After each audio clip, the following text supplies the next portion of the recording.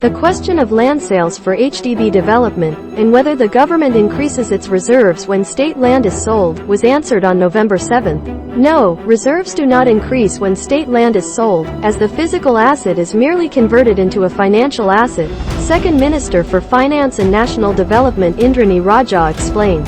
Question on impact on reserves when state land is sold. Non-Constituency Member of Parliament, NCMP, Leong Mun Wai of the Progress Singapore Party, PSP, asked whether there is a net increase in the past reserves when state land is first sold, and the sales proceeds are transferred to the financial assets, and when the land is sold again after reverting to the government's ownership upon the expiry of its lease. In response, Indranee began by setting out the relationship between state land sale proceeds and Singapore's reserves. In Singapore, all title to land is derived from the state. Interests in land, such as leases, can therefore be carved out by the state and granted to others. The leases confer ownership and possession of those lands to other persons, but only for the duration of the lease. The state retains the interest in the balance of land not leased. Under the Constitution, all state land forms part of the reserves. When state land is sold, the physical assets are converted to a financial asset.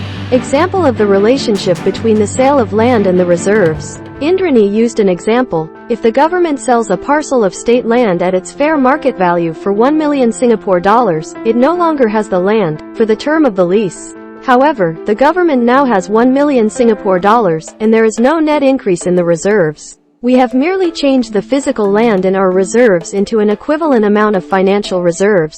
There is no new value created and hence no addition to the reserves, she said. Financial reserves are invested. The cash now forms part of the financial reserves, which are invested, she said. The government uses up to 50% of the long-term expected real returns on the investment every year in the annual budget. This amount is known as the Net Investment Returns Contribution, or NIRC. It strikes a balance between the needs of current and future generations of Singaporeans, Indranee said, preserving the real value of the reserves and ensuring a rainy day fund in the event of a future crisis. Indranee next addressed the question of land that has been sold. As the state holds the ultimate title to the land, it ultimately reverts to the state once the 99-year lease is up. It becomes state land once more, and will be protected as part of the reserves. When that occurs, there is also no net increase to the reserves. This is because the reversionary interest in that parcel of land had all along formed part of our reserves. In other words, the financial proceeds that we had earlier received was to make up for the state's loss of use of the land for 99 years, and not for the state giving away the land forever.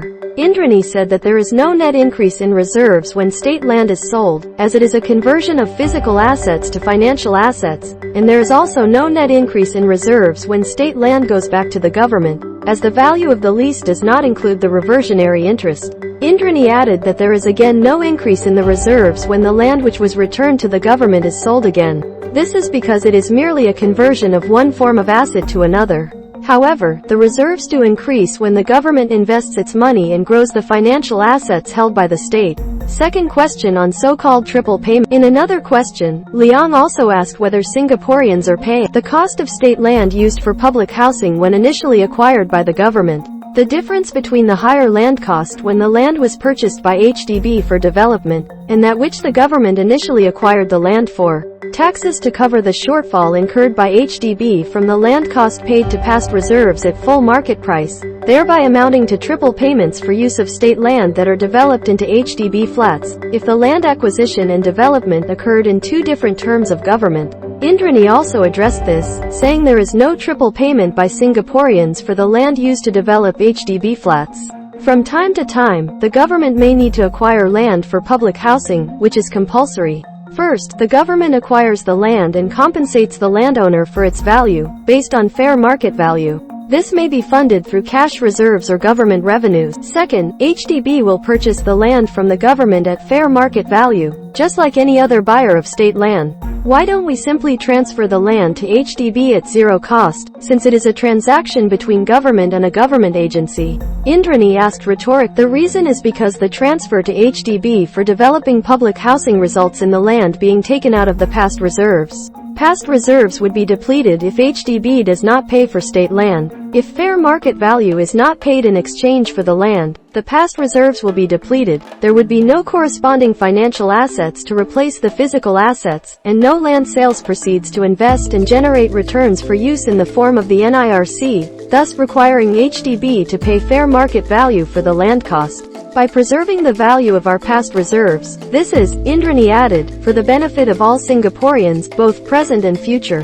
The third transaction is when HDB sells flats to Singaporeans at a discount from fair market value to keep flat prices affordable. This difference is known as the market subsidy. In addition, the government provides generous grants to eligible applicants. Due to these grants and subsidies, HDB's effective selling price is typically much lower than the total cost of development, which results in a revenue shortfall, covered by a government grant.